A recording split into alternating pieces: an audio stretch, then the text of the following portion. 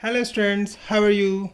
Students, today we'll talk about the molecularity, okay, and the relationship between the molecularity and the order, okay. But just before entering into molecularity, I'll just give you one formula for the unit of a rate constant if the order is n, okay. I mean, we can find out the order of we can find out the unit of rate constant for any order, okay. Suppose for n order, okay, suppose the order of the reaction is n, then the unit of rate constant would be equal to mole per liter to the power 1 minus n per second, okay. So हम किसी का भी निकाल सकते हैं. Suppose order is 1. For one order it is the nth order. For one order value of n would be 1, okay. So we'll have to put the value of n here. So K would be mole per liter 1 minus 1 because it is for one order per second. This becomes 0, okay class, and this term will become 1. Whenever any term is having the power 0, it will become what? 1. So the unit for rate constant becomes per second, okay. In the same manner, if you really want to find out the unit of first order or second order, let's suppose second order. So second order के लिए क्या होगा? N is equal to 2 we'll have to put. So it becomes mole per liter to the power 1 minus value for n is 2 because order is 2. So we'll have to put here 2 per second. यहाँ से यहाँ ये 1 में से 2 गया तो कितना बचा? -1. So it will become per mole, और ये -1 और यहाँ पे -1 है. So क्या हो जाएगा? Plus per mole liter per second would be the unit for second order. So we can find out the unit of rate constant for any order, okay class. So it was a different concept. I mean, it was a very good formula. Now class, now we talk about the molecularity, okay. This is next topic is molecularity, okay.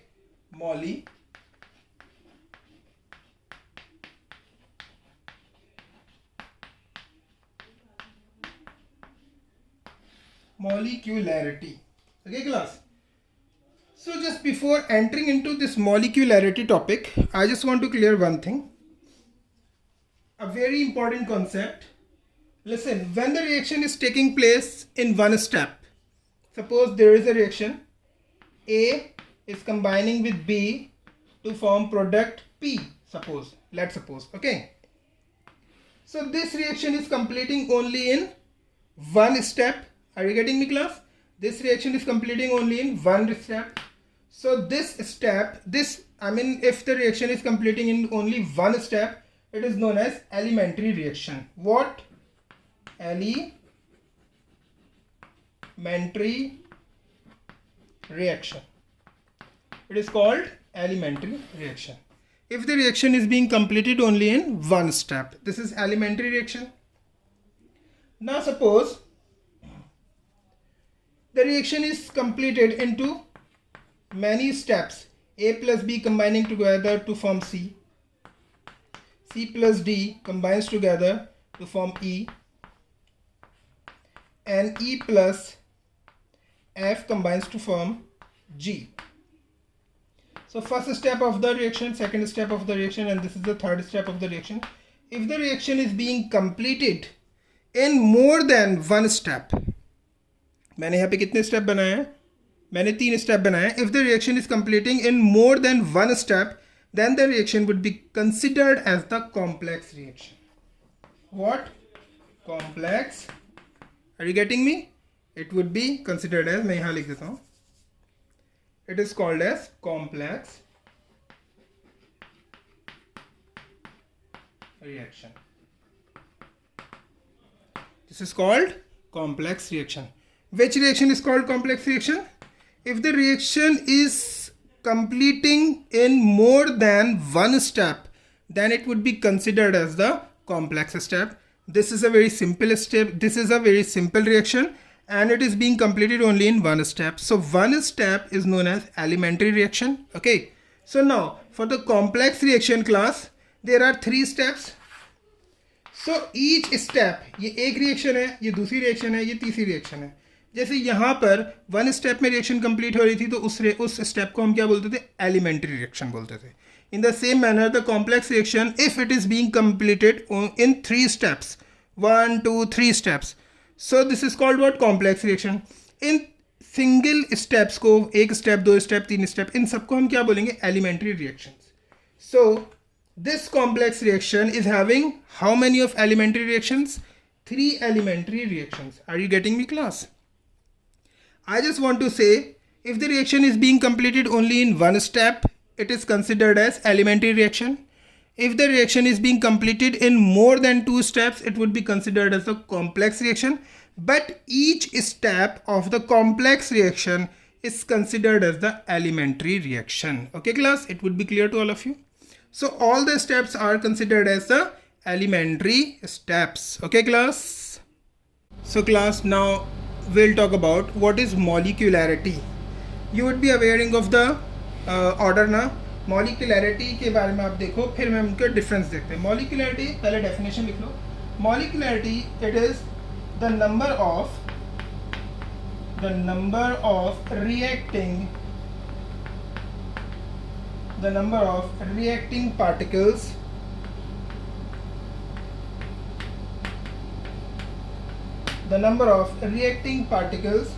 the particles may be ions, okay, atoms,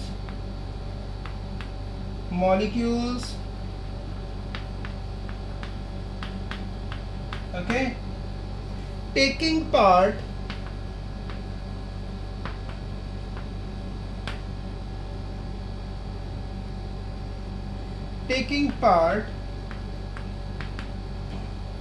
in an elementary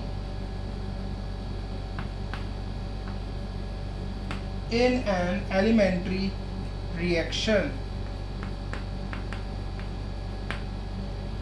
which must be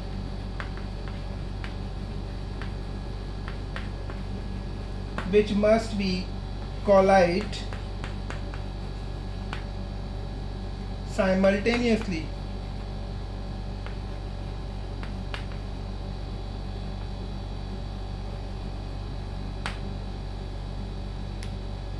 Which must collide simultaneously.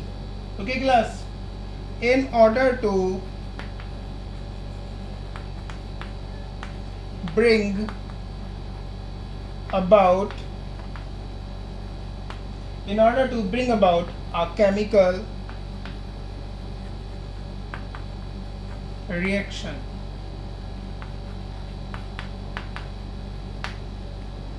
So class, first of all, you just write down the definition of molecularity. Actually, molecularity means it is the number of reacting particles.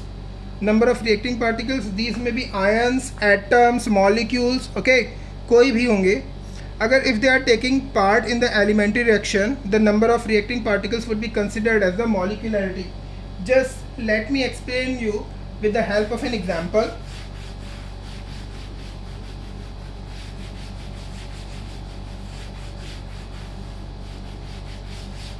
Yes, class, listen. Example, suppose A plus 2B, they are forming D. Okay. So how many reacting species are here? 2 है B and 1 है A. 1A, 2B. Total कितनी? 3. There are 3 reacting species, so it means the molecularity of this reaction would be 3. Are you getting me, class? So the molecularity will become 3. अब मैं कुछ ऐसा लेता हूँ कि molecularity and order में difference कैसे हम create करेंगे. देखो, order और molecularity में आपको वो याद है जो मैंने कल बताया था, law of mass action and rate law. वो भी इससे काफ़ी क्लियर होगा क्लास. देखो, वो भी इससे क्लास काफ़ी क्लियर होगा. देखो, do you remember in the yesterday's class, do you remembering one thing as I am telling you? Do you remember in the last class we talked about zero order and I gave you 2 examples of the zero order. One is this, other is this. So class, if you really find out the molecularity of this reaction and the molecularity of this reaction, class, molecularity is nothing but it is the number of reacting species. So order is a different thing, अभी मैंने बताया था, बाद में बात करेंगे. Molecularity is nothing but the number of reacting species. How many reacting species are present in the first reaction? Just let me know.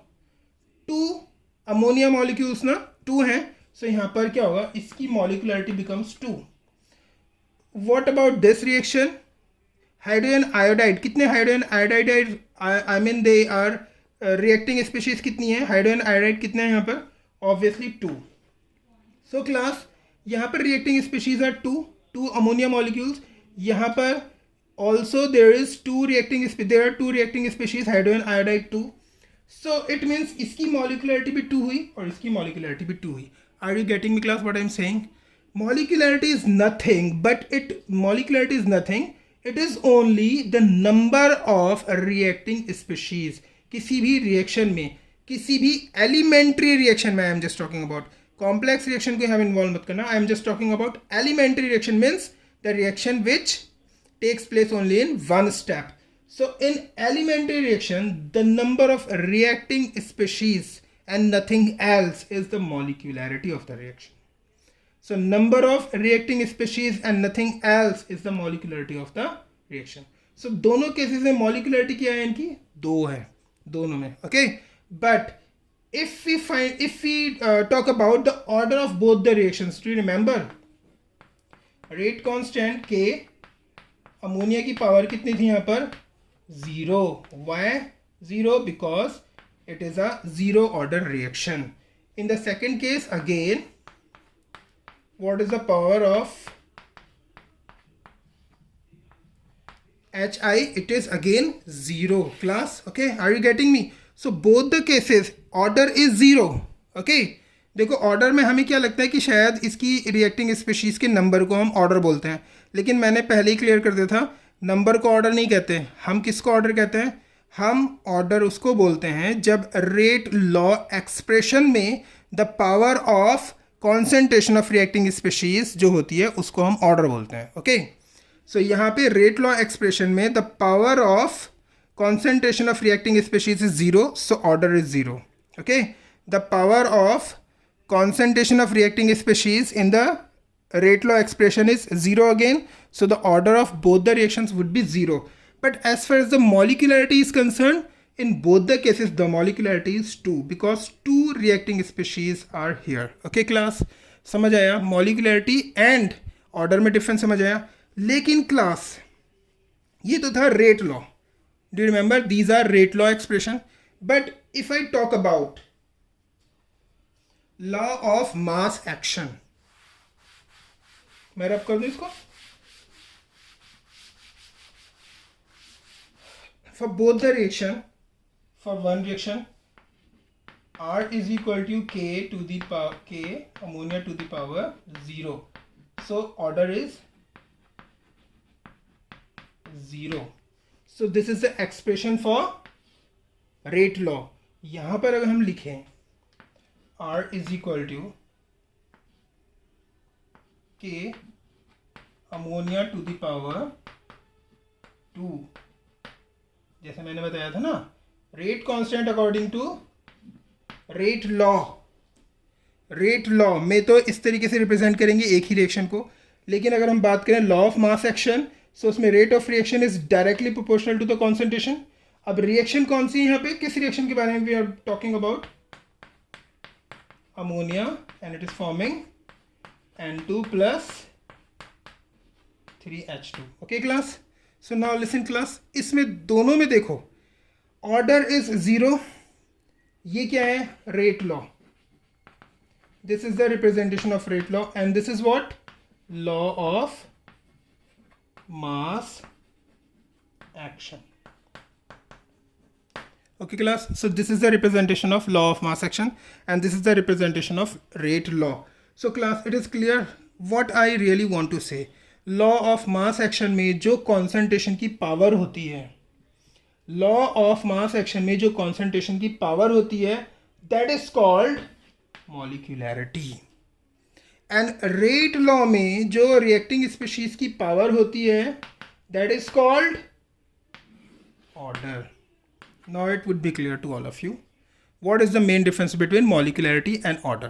Okay, molecularity law of mass action में जो concentration की power है this is molecularity, and rate law में जो power है okay किसकी reacting species की concentration की उसको हम बोलते हैं order. So class, do you remember one thing I told you? rate law means experimental value. जब हम experiment करते हैं, जब हम experiment करेंगे theoretically हमें ये मिलता है. सो थियोरेटिकली हम क्या करते हैं, थियोरेटिकली हमें मॉलिक्यूलरिटी मिलती है. अगर हम थ्योरी से देखें तो theoretically we get what molecularity, लेकिन अगर हम एक्सपेरिमेंट करें so we get what order. So this is experimental and this is what theory, theoretical. I think it would be clear. Okay class. So in law of mass action we just considered only one thing. What? The number of reacting species, उसी की power आ जाती है. This is called molecularity. लेकिन जो हमारा rate law है उसमें हम क्या कंसिडर करते हैं कि rate of the reaction is depending to how much concentration of reacting species. तो वही तो हम देखते हैं यहाँ पे जो थियोरेटिकल है जितनी भी हैं उनको हमने कंसिडर कर लिया. यहाँ पर किसको कंसिडर करते हैं, सिर्फ हम उन्हीं को कंसिडर करते हैं जो कि रिएक्शन में एक्चुअली जो रेट ऑफ रिएक्शन जिस पे डिपेंड करता है. I think it would be clear to all of you. ये मैंने कॉन्सेप्ट बता दिया है. लॉ ऑफ मास एक्शन में जो कॉन्सेंट्रेशन की पावर होती है that is molecularity. Rate law में जो कॉन्सेंट्रेशन की पावर होती है that is called order. Order जो होता है वो हमारा एक्सपेरिमेंटली डिटरमाइंड होता है, और जो हमारी मॉलिक्यूलरिटी होती है वो just as it is theoretical होती है, एज इट इज़. जैसे इस रिएक्शन में हम देख के बता सकते हैं इसकी मॉलिक्यूलरिटी कितनी होगी, बट इस रिएक्शन का हम ऑर्डर नहीं बता सकते. Are you getting me? इसकी हम मॉलिक्यूलरिटी बता सकते हैं. How many reacting species are here? 2 reacting species, so it means molecularity is 2. This is theoretical. देखिए इक्वेशन बता दी theoretical. But when we perform this reaction experimentally, okay, when we are doing experiment and when we are performing this experiment, when we are doing this reaction, तब हमें क्या पता लगा कि actually जो रेट ऑफ रिएक्शन जो है ना, मतलब ये रिएक्टिंग स्पीशीज हैं ज़रूर 2, लेकिन rate of reaction in 2 reacting species पर डिपेंड नहीं करता. ओके, किस पे डिपेंड करता है? इन पे डिपेंड ही नहीं करता. सो उसको हम क्या बोलेंगे, इसलिए ऑर्डर यहाँ पे क्या होगा, 0 होगा. रेट ऑफ रिएक्शन जितने पे डिपेंड करेगा वही हमारा ऑर्डर होता है. I think class it would be clear to all of you. This is very simple. So whenever the molecularity is asked it means you just see, theoretically देखो reaction को, और reaction में देखो reacting species की कितनी reacting species हैं, एक reaction में कितनी रिएक्टिंग स्पीशीज हैं, जितनी होंगी that is molecularity. Okay, but order को हम रिएक्शन को देख के नहीं बता सकते. हमें ऑर्डर के लिए we'll have to perform the experiment. I think it would be clear. Yes class, listen. 2 more examples I am giving you to differentiate between order and molecularity. Yes class, you just see this reaction. Okay, in this reaction how many reacting species are present? इस reaction में कितनी reacting species हैं? Only 1. This. Okay, acetaldehyde है, ठीक है. कितनी है इसमें? सिर्फ 1 है. दिख रहा है सबको?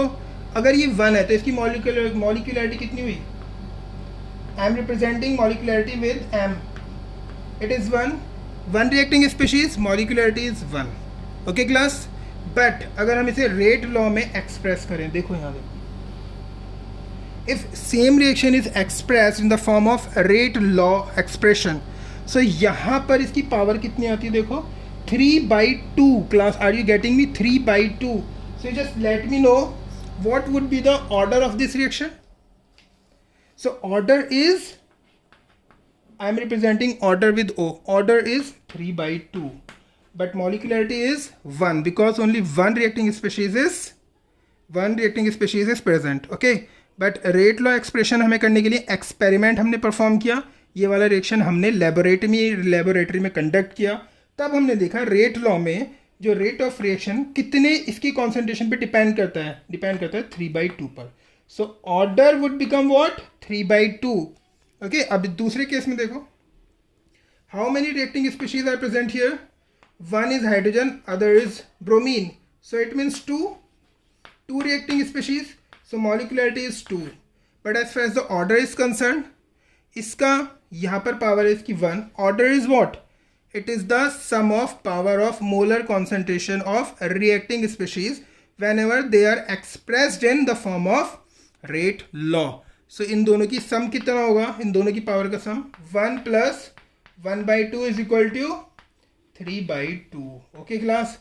So order for this reaction is 3/2, or we can say what? 1.5. Okay, but molecularity for this reaction is 2 because the reacting species are only 2. I think it would be clear to all of you now. Now listen class. Listen class. When the reacting species in a particular reaction is 1, जैसे यहाँ पर reacting species कितनी है? 1. So इनको हम क्या बोलते हैं? इनको बोलते हैं unimolecular reaction. Unimolecular. Uni means 1. Unimolecular. So it means uni means 1. Molecularity, if molecularity is 1 reacting species, molecularity is 1 means uni, so this kind of reaction would be considered as unimolecular. Very simple. Here the reacting species कितनी है यहाँ पे? There are 2 reacting species, so these kind of reactions are known as bimolecular reactions. Okay class, here 2 reacting species. 2 reacting species means molecularity is 2. The reaction would be considered as bi. Bi means what? 2. So bimolecular reactions. Here there are 3 reacting species. 2 NO, 1 is O2. So what would be the molecularity? Obviously 2 plus 1 is equal to 3. So molecularity is 3. And if the reaction is having molecularity equal to 3, it would be called as trimolecular reactions. Okay class? 1 molecularity unimolecular reaction, 2 molecularity bimolecular reaction, 3 molecularity trimolecular reactions. Okay class? Very simple concept. Okay, now suppose if the reaction is having more than 3 reacting species, जैसे यहाँ पे 2 और 1 3 हैं. अब मान लो किसी कोई ऐसा पर्टिकुलर रिएक्शन हो जिसमें 3 से ज़्यादा हो. Are you getting me? कोई ऐसा पर्टिकुलर रिएक्शन जिसमें reacting species are more than 3, so वो रिएक्शन कभी भी एक स्टेप में कंप्लीट नहीं होगा. Are you getting what I am saying? Whenever a particular reaction okay is having the reacting species number more than 3, so the reaction would not be considered as the simple reaction, and that kind of reaction would not complete only in one step. The reaction would complete in more than one step. One step में reaction complete होता है, उसे हम बोलते हैं elementary reaction. Are you getting me? और एक से ज़्यादा में होगा तो उसको क्या बोलेंगे हम? Complex reaction. Okay class? So what I'm saying class? I am saying if a reacting species is having more than 3 reacting species ले लिया मैंने. RS means reacting species. If they are more than 3, so reaction would not complete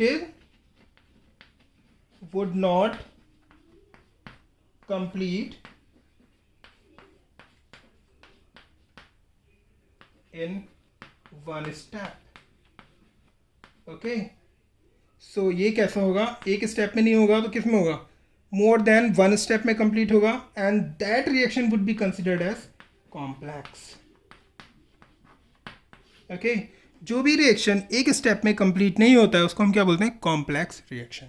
okay class, कोई इसमें doubt, कोई issue? I think it would be clear to all of you. Now class listen, suppose there is a complex reaction. It is a kind of complex reaction, and this reaction is completing in 2 steps, one step and second step. And class listen, the first step is the fast step. A plus B combine एकदम से C बना देता है. But whenever C combines with D, it is forming E. This is a slow step. Fast step, slow step means speed of this step is fast, बहुत तेज़ी से होता है. And the second step, it is taking more time to complete. इसकी speed कम है, इसकी speed ज़्यादा है. So now the question is, हम किस स्टेप को कंसिडर करेंगे, किस स्टेप से हम इस रिएक्शन का रेट पता करेंगे. Rate means rate of reaction, speed of reaction.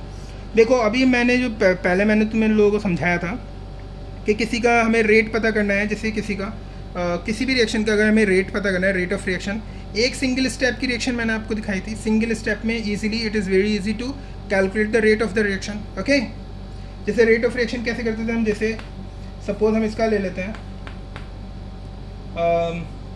H2 + I2 ले लेते हैं. सो क्या हुआ, रेट हुआ हमारा KH and I2, ये तो था rate. So rate determining step, I mean जो रेट था हम इसी की रिएक्शन का निकालेंगे. ये दोनों मिलके इन्होंने बनाया 2HI. एक ही स्टेप में कंप्लीट हो रहा था, हमें कोई इशू नहीं था, हमने इसका रेट निकाल लिया. Are you getting me? Very simply हमने इसका रेट निकाल लिया. I mean rate of reaction हमने पता कर लिया. But now this complex reaction is involving 2 steps, 1 step and second step. इसमें तो अब तक हमने पढ़ा है एक ही स्टेप होता है तो हम इजीली रेट निकाल लेते हैं. जब 2 स्टेप हो, okay class, 2 steps, the reaction is completing in 2 steps. Not only in the 2 steps, it may be completing in 3 steps, 4 steps, 5 steps, because it is a complex reaction. So the complex reaction, it may be having the steps more than 1. So यहाँ पे 2 भी हो सकते हैं, 3 भी हो सकते हैं, 4 भी, 5 भी. अब मैंने एक रिएक्शन कंसिडर कर रहा हूँ यहाँ पे. I am just taking the example that the complex reaction is completing in 2 steps. Okay, तो अब हम इनमें से रेट पता करें तो कौन सी रिएक्शन से रेट पता करें. इस स्टेप से रेट पता करें, रेट ऑफ रिएक्शन, या इस स्टेप से रेट ऑफ रिएक्शन पता करें. किससे करें, बड़ा कंफ्यूजिंग है. वहाँ तो एक रिएक्शन थी, हमने बनाया, आर लिखा और बना दिया. But how is it possible to find out the rate of the reaction. कौन सा स्टेप कंसिडर करें. तो हम कॉम्प्लेक्स रिएक्शन में जो स्लो स्टेप होता है ना, इस स्लो स्टेप से ही हम इस कॉम्प्लेक्स रिएक्शन का रेट पता करते हैं. रेट मतलब speed of reaction can be calculated with the help of the slow step, and that's why the slow step of the complex reaction is known as rate determining step. Rate determining step. Are you getting me? So slow step is considered as the rate determining step. इसको हम consider नहीं करेंगे. अब question आता है कि आखिर हम रेट डिटरमाइनिंग स्टेप किससे, जिससे हम रेट डिटरमाइन कर रहे हैं, उसको हम स्लो स्टेप को ही क्यों कंसिडर करते हैं. Very simple logic. Class lesson, A + B दोनों ने कंबाइन किया, they are forming C. It is a fast, बहुत जल्दी रिएक्शन हो गया. और C + D जब कंबाइन करते हैं तो E बनता है, ये स्लो है. क्लास देखो, A + B दोनों मिलके C बनाते हैं, बन गया C. लेकिन जब तक C D से कंबाइन करके E नहीं बनाएगा, क्या ये complex reaction would be considered as complete reaction. No. जब तक C + D will not combine together to form E, ये reaction would not be considered as the complete reaction. चाहे ये कितनी फास्ट बनाए, C बन गया, लेकिन जब तक C D से मिलके E नहीं बनाएगा ना, तो रिएक्शन कंप्लीट कहाँ होगा. तो रिएक्शन एक्चुअली किस पे डिपेंड कर रहा है, इसके ऊपर डिपेंड कर रहा है. जब तक ये रिएक्शन तो जल्दी हो ही जाएगा, लेकिन जब तक ये वाला रिएक्शन कंप्लीट नहीं होगा ना, तो ये कॉम्प्लेक्स रिएक्शन भी कंप्लीट नहीं होगा. सो कॉम्प्लेक्स रिएक्शन जो है, जो कॉम्प्लेक्स रिएक्शन की टोटल स्पीड है, वो किस पे डिपेंड कर रही है, इस स्लो स्टेप पे डिपेंड कर रही है. क्योंकि जब तक ये स्लो स्टेप कंप्लीट नहीं होगा, reaction would not be considered as the complete reaction. A + B चाहे C कितनी जल्दी बनाए, लेकिन अगर ये वाला स्टेप जब तक नहीं होगा, तब तक ये रिएक्शन कंप्लीट नहीं होगा.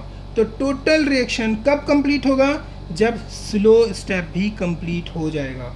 सो टोटल, ये तो जल्दी हो गया, तो कॉम्प्लेक्स रिएक्शन की स्पीड किस पे डिपेंड करती है, ऑब्वियसली इसके ऊपर डिपेंड करती है.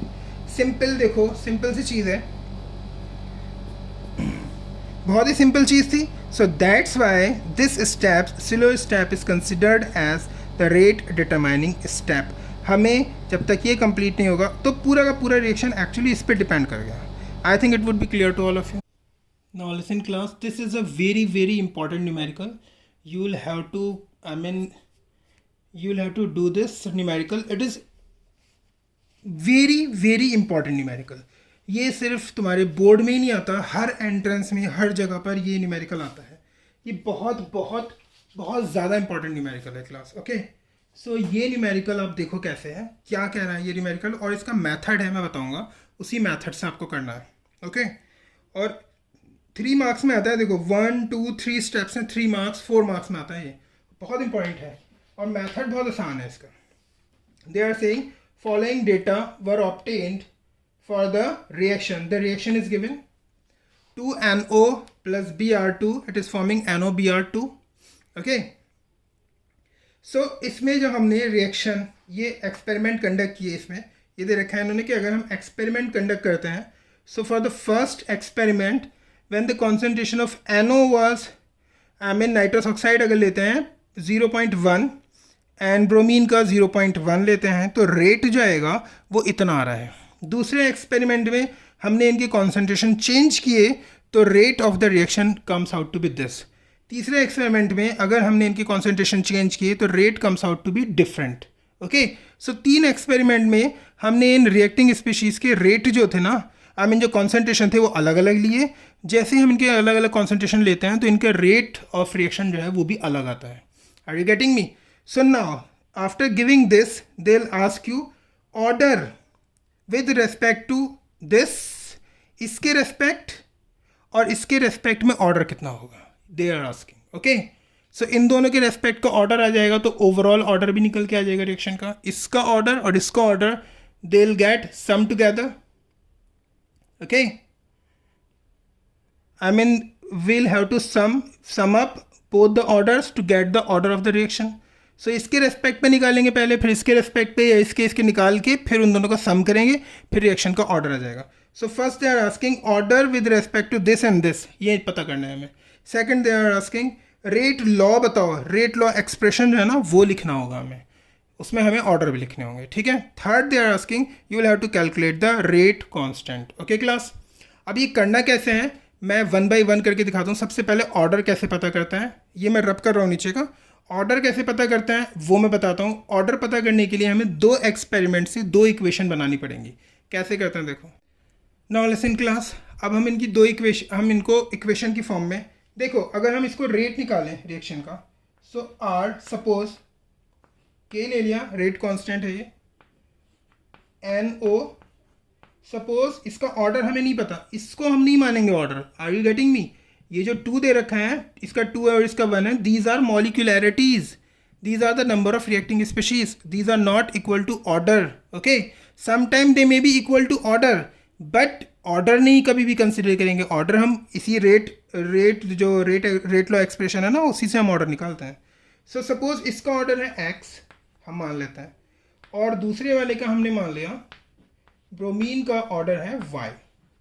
पहले तो हमने ये इक्वेशन बना ली। ओके, अब हम इन 2 में से 2 कोई एक्सपेरिमेंट कंसिडर करेंगे जिनमें हम उनकी 2 अलग अलग इक्वेशन यहाँ पे लिखेंगे x y लिख के, और इनमें से 2 कोई हम यहाँ से चूज़ करते हैं, कोई से 2 एक्सपेरिमेंट चूज़ करें। कैसे चूज़ करेंगे, जैसे मैं चूज़ करता हूँ, पहले मैं फर्स्ट का ले लेता हूँ, फर्स्ट एक्सपेरिमेंट का रेट को मैं R1 लेता हूँ।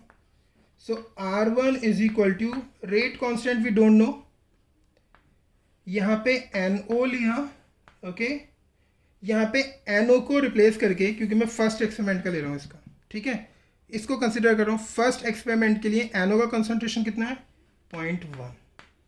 ओके, एंड ऑर्डर मैंने इसका कितना माना है x सपोज किया है। यहाँ पे Br को देखो, यहाँ पे इसी को हम कंसिडर करेंगे, इसका कॉन्सेंट्रेशन कितना है, इसका भी कॉन्सेंट्रेशन है 1, and order we have considered as y। Okay, एक तो पहली हमने इक्वेशन बना ली। अब सेकंड इक्वेशन बनाते हैं हम, सेकंड इक्वेशन बनाते हैं R2। हमें कोई ऐसी इक्वेशन बनानी है क्लास, जैसे पहली इक्वेशन मैंने पहले की बना ली, अब मुझे दूसरी इक्वेशन ऐसी बनानी है कि उसमें जो कॉन्सेंट्रेशन होगा ना, दोनों में से किसी भी रिएक्टेंट का सेम होना चाहिए। जैसे यहाँ पे 0.1 है, 0.1 है। अब मैं सेकंड इक्वेशन वो बनाऊंगा जिसमें इन दोनों में से NO या Br2 के में से किसी ना किसी एक का कॉन्सेंट्रेशन शुड बी सेम। सो अगर मैं मान लो इसमें तो नहीं आ रहा है, ये 0.1 है और इसमें एक्सपेरिमेंट में 0.2 है, इसमें 0.2 है, तो सेम नहीं आ रहा, इसका नहीं ले रहा है, तो Br का हमें सेम आ रहा है ना, तो किसी दोनों में से किसी का एक का सेम करना है हमें कॉन्सेंट्रेशन। ये चीज़ ध्यान रखना, मैं क्या बोल रहा हूँ।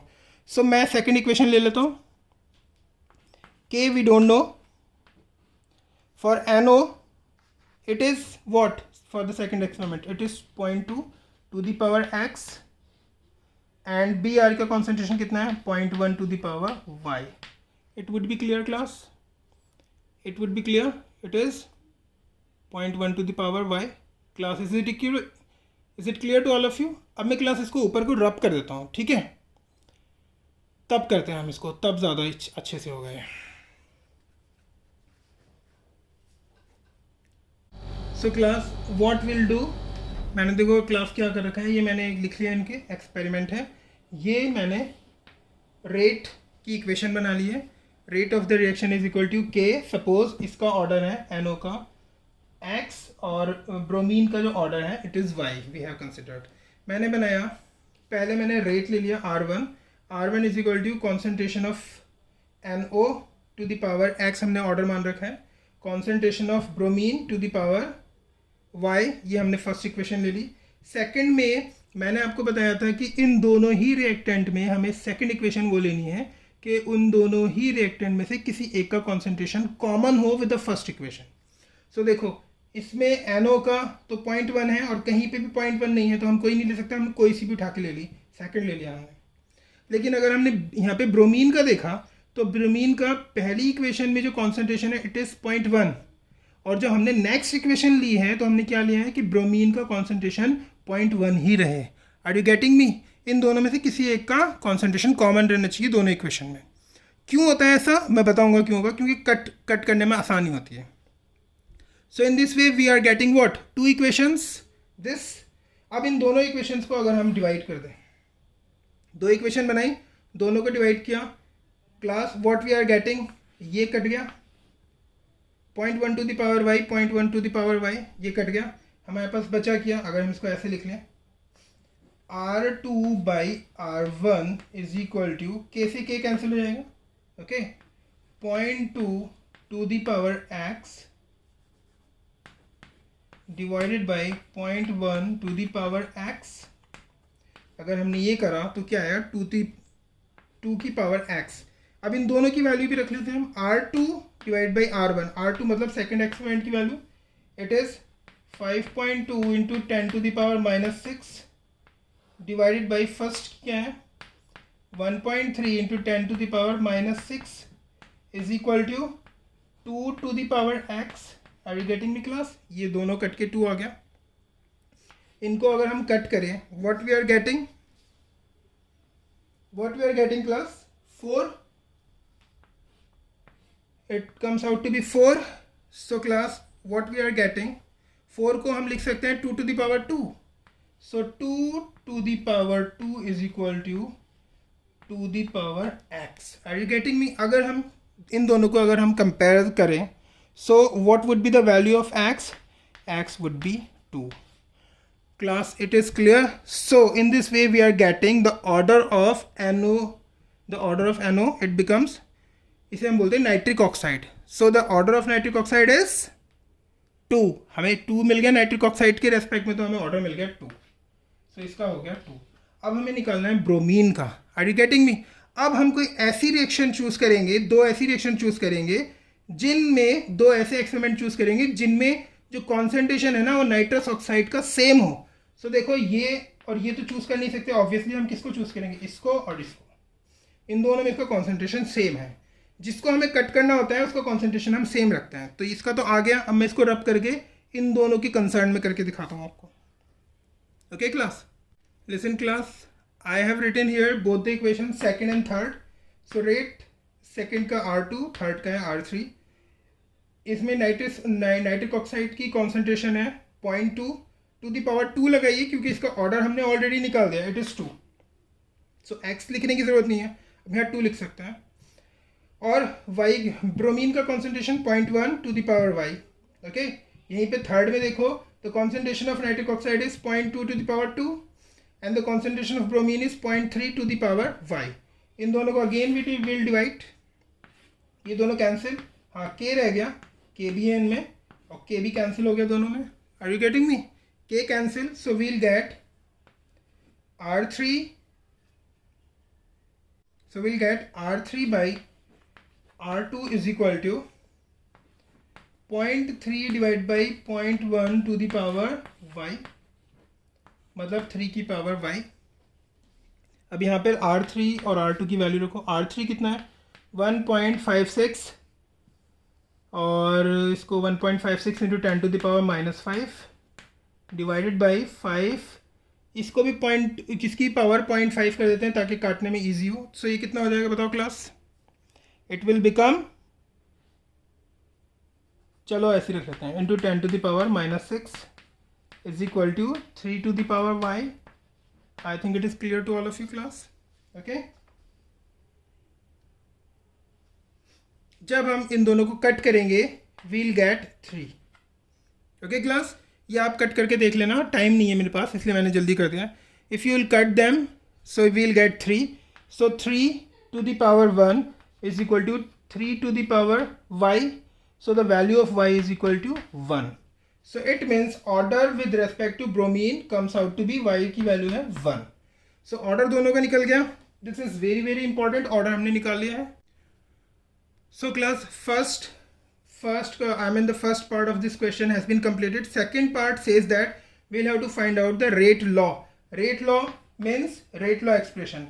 So rate is equal to K, rate constant we don't know. Concentration of nitric oxide, इसका order कितना होगा 2, x की वैल्यू 2 थी, and concentration of bromine to the power 1. So ये हमारा आया rate rate law expression.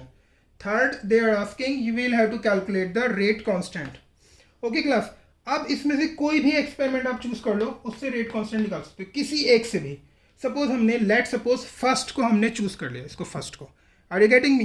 कोई से भी एक चूज कर सकते हो। फर्स्ट चूज किया, सब में वैल्यूज पुट करते जाओ, के की वैल्यू निकल आएगी। सिर्फ फर्स्ट चूज कर लियो, तुम सेकंड भी कर सकते हो, थर्ड भी कर सकते हो। सपोज हमने फर्स्ट चूज किया, फर्स्ट के लिए रेट कितना है वो लिखो, 1.3 इंटू 10 टू द पावर -6 के तो हमें पता करना है। थर्ड है हमारा, हम यहाँ पे रेट कांस्टेंट पता कर रहे हैं, अब थर्ड पार्ट।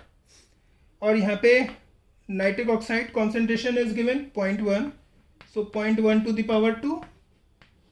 नौ फर्स्ट केस को ले लिया मैंने, सारी चीज़ें फर्स्ट केस की लिख रहा हूँ।